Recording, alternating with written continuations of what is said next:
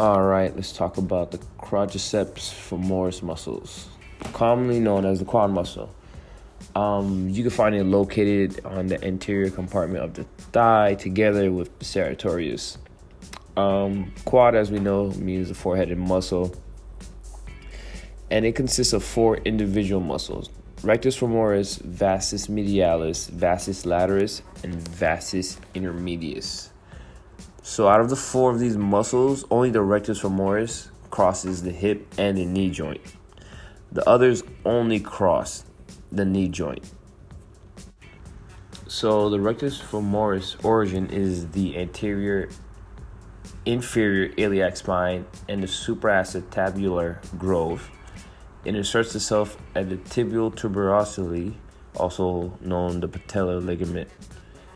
Action is hip joint, thigh flexion, and at the knee joint, leg extension, and inserts itself at the femoral nerve L2 to L4.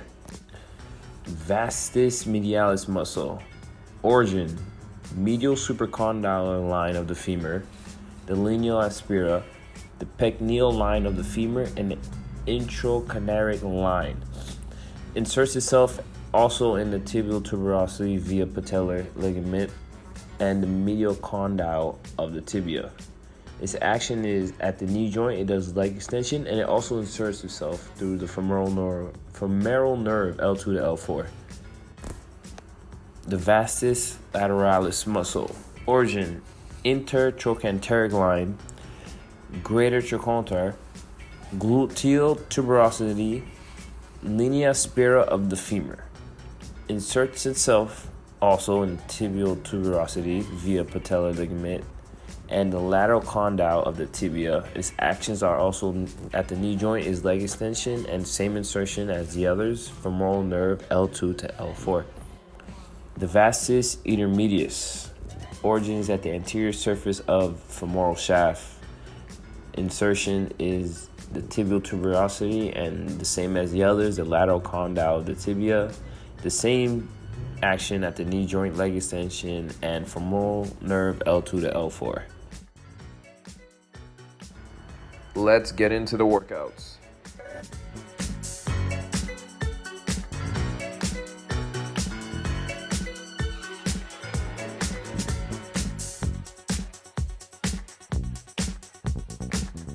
Here I'm starting off with some leg raises, and we know that different degrees of hip flexion will activate the rectus femoris differently. So within 90 degrees or more, like in workouts like anything where you're doing a deep bend or like a squat very, very low, the rectus femoris is significantly activated. We know that the muscle is really involved in flexing the hip joint. So whenever we have the thigh going towards the chest while we're lying down, in this case as I'm doing, it engages the rectus femoris at a high level of hip flexion. So we can do the same workout but with less degrees. So for low hip flexion is roughly around 0 to 45 degrees. It will engage the rectus femoris but with less intensity.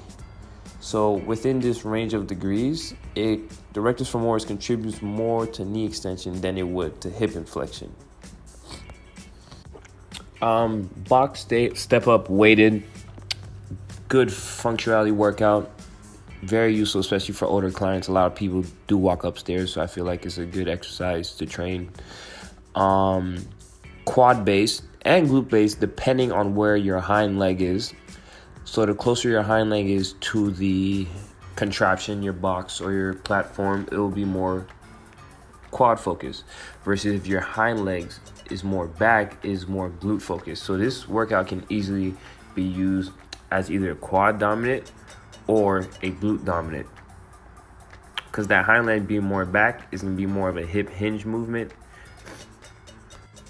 So here we have our hip flexor stretch, which targets our rectus femoris. So if we know we're in 90 degrees or more, the rectus femoris is activated significantly. For our more advanced people, your hind leg, you'll go into a dorsiflexion, which will increase the stretch down through the quad. And lastly, we have a simple standing quad stretch, making sure our knees aligning for our hip and our shoulder. All those are in the same plane, and we're pulling our foot into our butt to get the furthest stretch in that quad. Let's talk about the quadratus lumborum. Its shape is flattened and has a quadrangular look to it. It attaches at the iliac crest, which is also the top of the hip bone. It inserts itself at the 12th rib and the transverse processes of the lumbar bodies L1 to L4. 3 layers of muscle fibers to it: superficial, intermediate, and a posterior layer. It acts as an extensor of the lumbar spine. It is a stabilizer of that lumbar area and capable of tilting laterally. It is also useful as an accessory muscle. So here I'm doing a loaded unilateral farmer's carry. Once I start walking, I have the frontal plane pelvic support from the ipsilateral QL, or the side that's bearing the weight of the dumbbell, and the contralateral glute med. And then with this picture here, if we look at the anatomy, we see that the QL and the glute med work together on opposing sides of the body to make sure that the frontal plane has stability and support for the pelvis. This is a good exercise, especially for functionality, to train the glute and the QL, as well as it helps with the pelvic stability in the frontal plane. The primary joint action during the barbell side bend is lateral flexion of the spine. This involves bending the spine side to side, bringing the shoulder toward the hip. The QL is a deep muscle located on either side of the lumbar spine. Major role is lateral flexion, assisting in bending the trunk to the side. The QL engage on the side of the body that is being bent, contracting to lift the torso back to the upright position. For this pose, the QL located on the sides of the lower back are engaged during the twist and motion, and they help with the lateral flexion and rotation of the spine. The main joint action is spinal rotation, particularly in the thoracic spine. The twist is initiated from the mid to upper back. All right, let's talk about the glutes. We'll start off with the glute max. Origin is the iliac crest, the sacrum, and the coccyx. It inserts itself on the upper femur and the iliotibial tract. Its muscle actions are hip extension, external rotation of the hip, and hip abduction. While the glute med originates on the upper lateral surface of the ilium, it inserts itself on the lateral surface of the greater trochanter. Muscle actions of the anterior fibers are hip abduction and internal rotation, while the posterior fibers deal with hip extension and external rotation. So let's get into the workouts.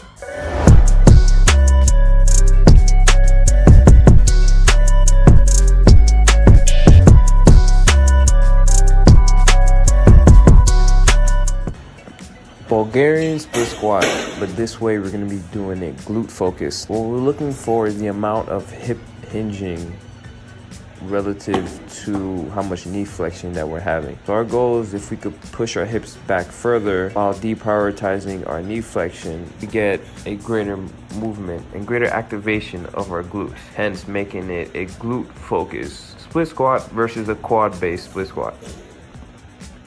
So for our hip thrusts, you're gonna apply the dumbbell on your weight, and as you feel the weight, your hips will start to sink, and now while you're going down, you'll start feeling the stretching in the glutes. Once you want your body to come back up, you wanna drive through your heels, and at the top, you're gonna squeeze your glutes. Making sure you don't wanna also arch your lower back. You wanna make sure you have a nice tightened core, and you feel that stretch in the glute while you're driving back up.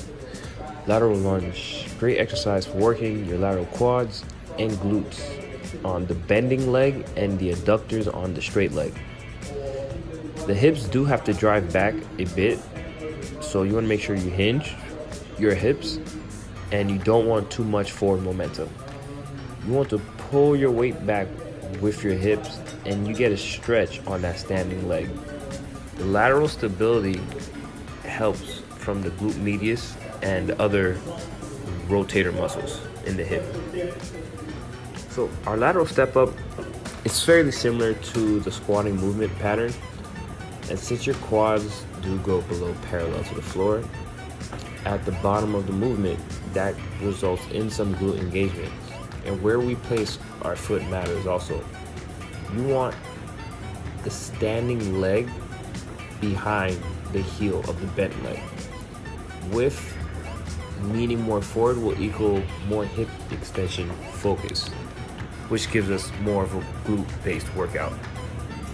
Seated figure 4 stretch, great stretch for people that sit down all day. It's good because it opens up your hip and your glute area. So you're gonna sit up tall, take your right leg, cross it over your left, and from there you're gonna apply force to either your knee or your ankle. In this sense, I'll be applying force upwards on my knee to get the stretch in my hips and my glutes. And then different positions of where you apply the force, where you'll feel the stretch differently. Grabbing my ankle and pulling it superior will give me a different type of stretch towards my glute max area. So I'm going to take my right ankle and cross it behind my left knee. Then I want my lower back to sink to the point where my glute muscles are sticking out.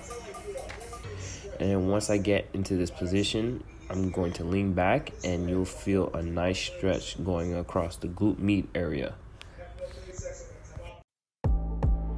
The lats are also the primary muscles in this workout, the inverted row, which are responsible for also shoulder adduction and extension.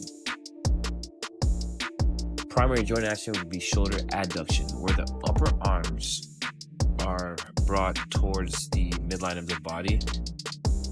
And as the body is being pulled up, there's also shoulder extension, where the arms are moving backwards. The middle traps and the posterior delts are also synergists to this exercise. The primary muscle targeted by this exercise are the lats, which are responsible for shoulder adduction and extension.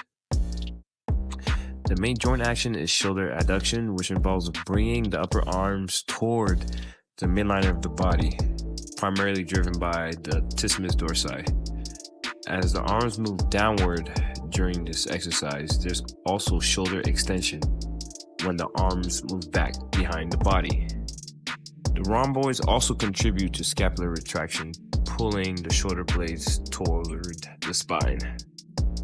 The child pose stretch involves the lats as the arms are extended forward and the chest is lowered towards the ground. The teres major and the posterior delts are also synergists in this. Some joint actions are shoulder flexion when the arms are extended forward in this pose. This action also engages the teres major and the lats. The shoulder blades do move away from the spine as you reach your arms forward. And this stretch also involves flexion of the spine, the lower region, lower thoracic and mid regions.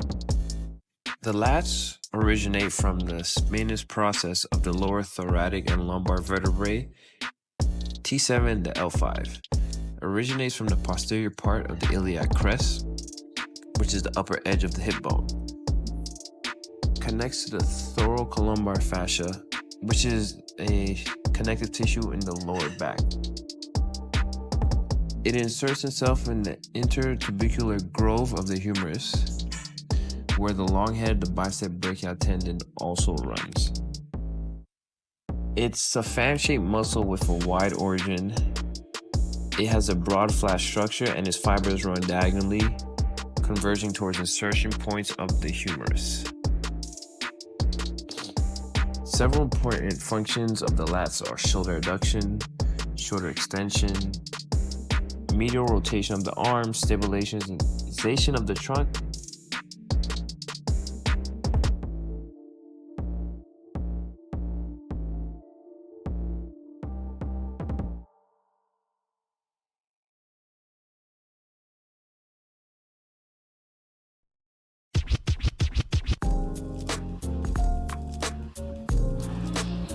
double leg calf jumps targets the gastroc and the soleus muscle, both which contribute to plantar flexion. This exercise is strengthening the calf muscles, improving explosive power, and enhancing lower limb stability.